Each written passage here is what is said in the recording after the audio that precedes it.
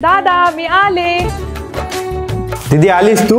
बरं ठीक आहे, बस 5 मिनिटं मी आलो तोपर्यंत। हो दादा ठीक आहे, लवकर ये, तोपर्यंत मी ओवाळायला ताट रेडी करते।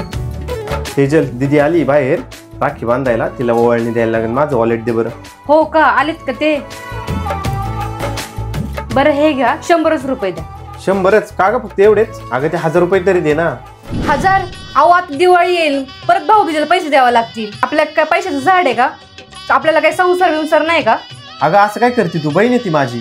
तू पण आता रक्षाबंधनला तुझ्या भावाकडे जाशीलच ना, त्याने तुला 100 दिले तर चालेल का तुला?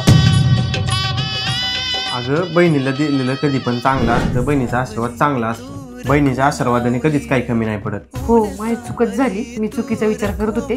चला हे घ्या पैसे, चला। लिए थे कदम बचपन में जो हमने साथ में, दिन रात में तेरा मेरा रिश्ता जब लड़ते हैं। हे घे साडी घे तुला।